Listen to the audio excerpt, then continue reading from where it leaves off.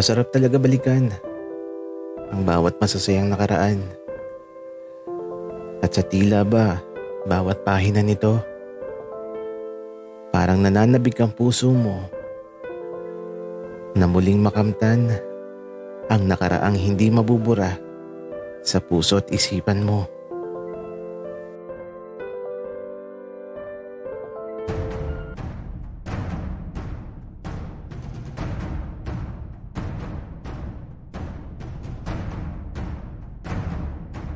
Kaibigan, huwag mong kalimutan mag-subscribe sa aming channel at huwag din kalimutan i-click ang notification bell at subscribe button. Subscribe na!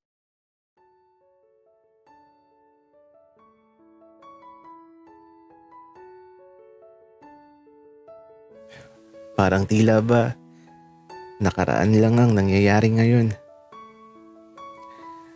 Masaya lang kami sa bawat sandali.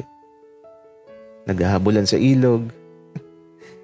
Kasi naman si Enzo, hinihila yung brief ko. At aba, gustong tanggalin. Pero, hindi siya nagtagumpay. Kaya ito, nang mapagod na kami, naganda na din kami para makauwi.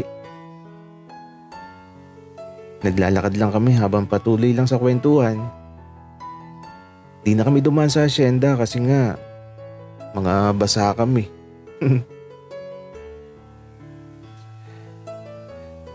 At eto, nung makarating kami sa bahay, nauna nang maligo si Enzo. Ako naman eto,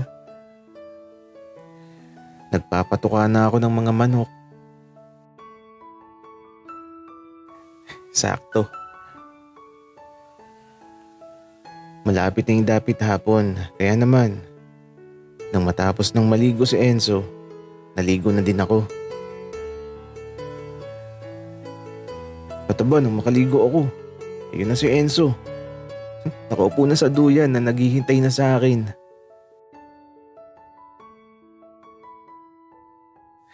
Monmon, ang tagal mo namang maligo.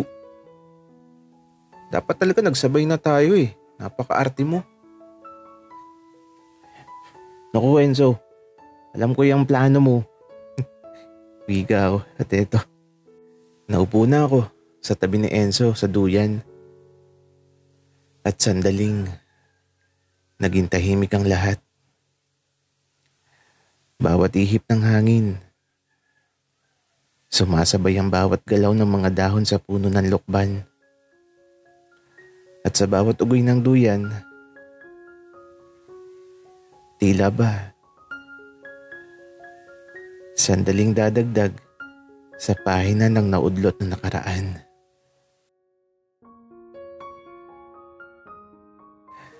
Monmon, alam mo, the best talaga yung feeling kapag andito ako sa duyan. Tapos kasama kita. Tapos napagmamasdan ko ang paglubog ng sikat ng araw. Kasi alam mo Monmon, gusto ko na ganyan din tayo. Hanggang wakas, dapat tayo lang. Enzo, alam mo, hindi ako napagod na maghintay sa'yo. Kahit matagal, kahit parang imposible. Pero naniwala ako na isang araw, darating ka tapos muli natin pagmamasdan yung paglubog ng sikat ng araw sa lugar na to. Sa lugar na paborito nating dalawa.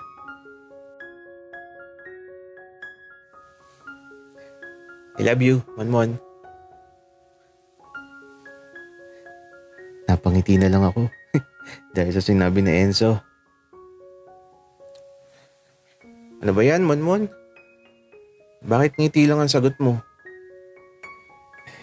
Enzo, hindi ko na kailangan sabihin ang nararamdaman ko para sa'yo. Kasi alam mo na yun. Monmon, palolipap ka na. Ano ba yan, Enzo? Isa pang sabi mo niyan, magagalit na ako. Lagi na lang lollipop ang nasa isip. Sorry na, Monmon. Pero, ang ganda talaga ng sunset. Isang wakas ng bagong simula. Tama ka, Enzo.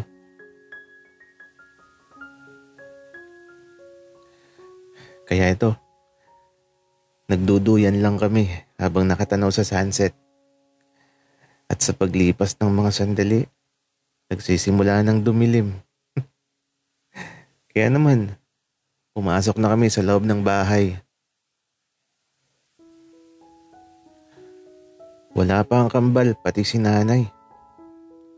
Madalas na, sinusundo ng kambal si nanay sa bayan. Ako naman, di ako mahilig lumabas. Kaya ito, nagluluto lang kami ni Enzo. At habang abala kami, eto na yung kambal kasama na nila si nanay. At nung matapos kami makapaghapunan, ang kambal nasa silid na naman ni Enzo. Ay nako, nakikipagkwentuhan na naman sila. Enzo, tutulog na ako. Doon na lang ako sa silid ko. Sige, Monmon. Kaya naman, nagtungo na ako sa silid ko. Tapos eto, nahiga na ako. At sa paglipas ng mga oras, hindi ako makakatulog. Parang gusto kong katabi si Enzo. Babangon sana ako kaya lang may nagbukas ng pintuan ng silid ko. At dahil madilim, eto, naramdaman ko na lang na may nahiga na sa tabi ko. Tapos eto, nihakap ako. Makakatulog na ako ng maayos kasi nasa tabi ko na si Enzo. Iba yung pakiramdam kapag kasama mo yung mahal mo. Sobrang saya lang talaga.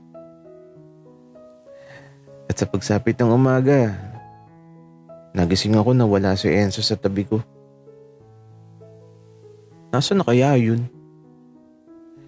Kaya naman, lumabas ako kaagad sa silid ko.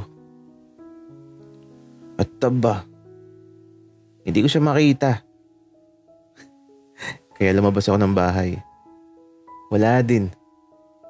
Kaya diretso ako sa kulungan ng manok. At andito si Enzo. Nagpapatuka ng manok. Monmon, gising ka na pala. Napulot ko na yung mga itlog. At saka tapos na din akong maglagay ng patuka ng mga manok. Wala ka nang gagawin. Ang sipag naman. Pika ko. Monmon, gusto mo, paliguan kita? Enzo, ayan ka na naman. Biro lang, Monmon. O talaga? Galit agad? Enzo, hindi naman. Pero, tara na muna sa bahay. Nagkape ka na ba? Oo, Monmon, nagkape na ako. Pero magkakape ulit ako para sa'yo. Para lumakas yung tama ako sa'yo. Enzo, napaka-OA mo talaga. Ay naku. Pero tara na at magkape na ulit tayo. Kaya naman, nagkape lang ulit kami ni Enzo. At eto, sobrang init ngayong araw. Maaga pa lang, mainit na. Si nanay, nagtungo na sa palengke.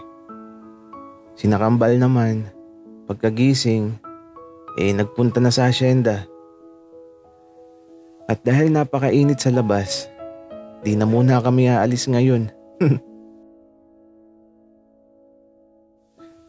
Nakatambay lang talaga kami dito sa duyan habang pinapanood ang mga batang nagpapalipad ng saranggola. At ang kambal, parang andito na. Tinatawag na ako At eto na, si Junjun.